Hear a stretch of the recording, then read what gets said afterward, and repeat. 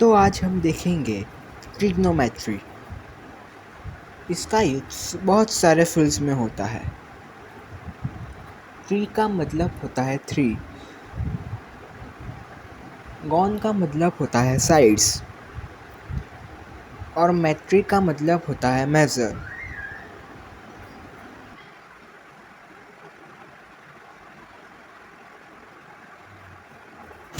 अब हम कुछ बेसिक समझ लेते हैं। मान लो हमने right angle triangle A B C लिया।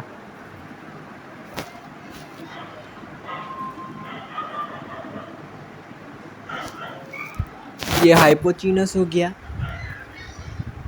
ये एंगल ए और ये एंगल सी। अब जो साइड एंगल ए के पास होती है उसको हम एडजेसेंट साइड बोलते हैं। इधर एडजेसेंट साइड ऑफ एंगल ए हम ए भी लिखेंगे।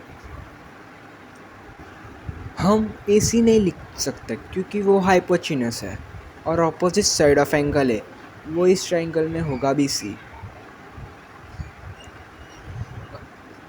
ये एंगल ए का एडजेसेंट साइड हो गया और ये ऑपोजिट। अब मान लो हमने और एक ट्राइंगल लिया ए बी सी, ये भी राइट एंगल ट्राइंगल, ये हाइपोटेन्यूस, ये एंगल सी और ये एंगल ए।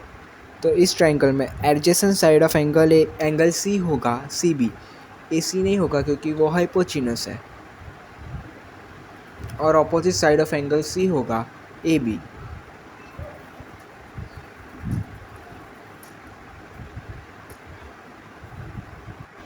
अब हम देखेंगे ट्रिग्नोमेट्रिक रेशियोस। जो राइट एंगल ट्राइंगल के साइड्स के रेशियोस होते हैं उसको ही हम ट्रिग्नोमेट्रिक रेशियोस बोलते हैं।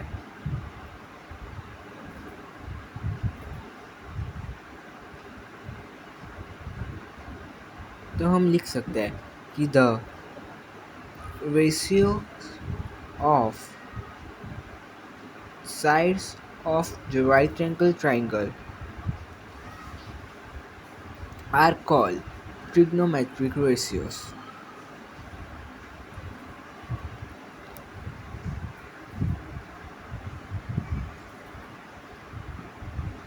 There are total 6 ratios.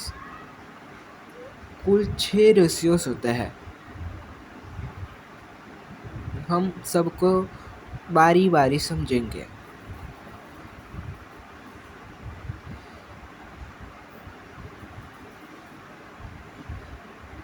तो मान लो हमने एक राइट एंगल ट्राइंगल लिया ए बी सी, ये उसका हाइपोटेन्यूस हो गया, ये साइड ए, ये सी और ये बी, ये एंगल ए और ये एंगल सी। तो अब हम पहले देखेंगे साइन। इसका पूरा नाम SIN, हम इसको SIN ही लिखते हैं, पर शॉर्ट फॉर्म में इसको SIN भी लिख सकते हैं। इसका फॉर्मूला है ऑपोजिट साइड अपॉन हाइपोटेन्यूस। अब साइन ऑफ एंगल ए होगा opposite side of angle A divide bye hypotenuse. इधर एंगल ए के ऑपोजिट साइड है बी सी और हाइपोटेन्यूस है ए सी। अब सेकंड है कोसाइन।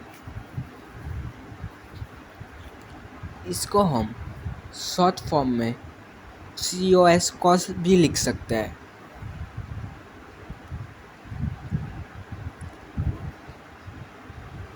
इसका फॉर्मूला है adjacent side upon hypotenuse divide by hypotenuse.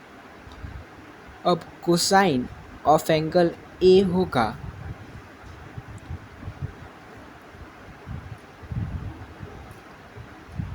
Opposite side adjacent side of angle A divide bye hypotenuse. इधर एंगल ए के एडजेसेंट साइड है ए बी, और हाइपोचिनस है AC।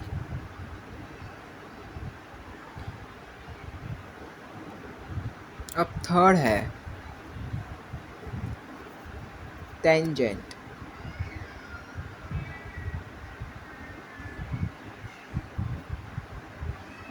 इसको हम टेन भी बोल सकते हैं।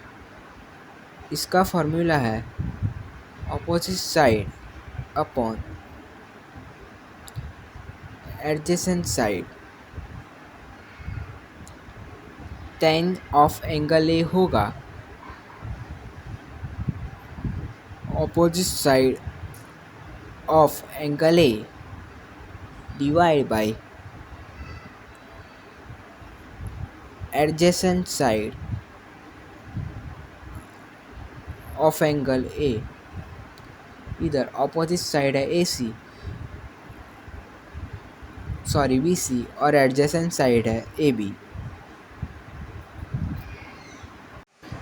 अब फोर्थ है कॉसेंट।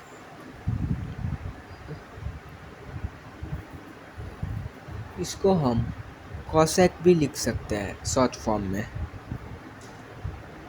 इसकी फॉर्मूला है hypotenuse divide by opposite side. Cosec of angle A होगा hypotenuse divide by opposite side of angle A. इधर हाइपोचिनस है AC और opposite side of angle A है BC।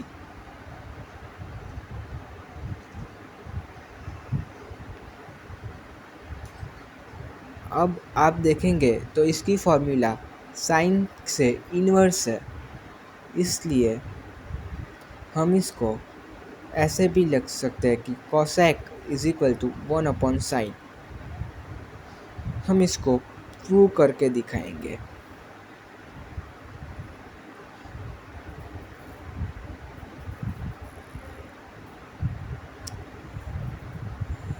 One upon sine is equal to 1/, opposite side divide by hypotenuse होगा। अब ये जो हाइपोचिनस है वो सबसे ऊपर आ जाएगा, इसलिए ये होगा hypotenuse divide by opposite side. और ये जो फॉर्मूला है वो कॉसेक की है, इसलिए हमने ये प्रूव किया कि 1/sin is equal to cosec. अब जो फिफ्थ है वो है सेकेंड। इसको हम सेक भी लिख सकते हैं। इसकी फॉर्मूला है hypotenuse divide by adjacent side. अब sec of angle A is equal to hypotenuse divide by adjacent side of angle A. अब हाइपोचिनस है AC और एंगल ए की एडजेसेंट साइड है AB। ये सेक है वो कॉस का इन्वर्स है। जिस तरह कॉसेक साइन का इन्वर्स है उसी तरह ये सेक कॉस का इन्वर्स है, इसलिए सेक इज इक्वल टू 1/cos भी हम लिख सकते हैं। इसको भी हम प्रूफ कर सकते हैं जैसे हमने ऊपर प्रूफ किया था। और जो लास्ट है सिक्स्थ है वो है कोटेंट। इसको हम कॉट भी लिख सकते हैं COT। इसकी फॉर्मूला है adjacent side divide by opposite side.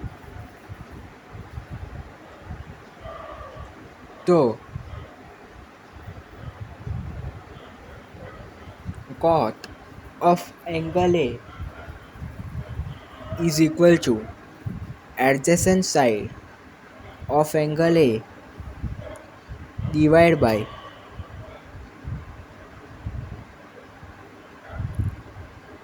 opposite side of angle A। इस ट्राइंगल में adjacent side of angle A है ए बी और ऑपोजिट साइड है बी। ये जो कॉच है उसकी फॉर्मूला टेन से इन्वर्स है, इसलिए हम लिख सकते हैं कि कॉच इज इक्वल टू 1/10।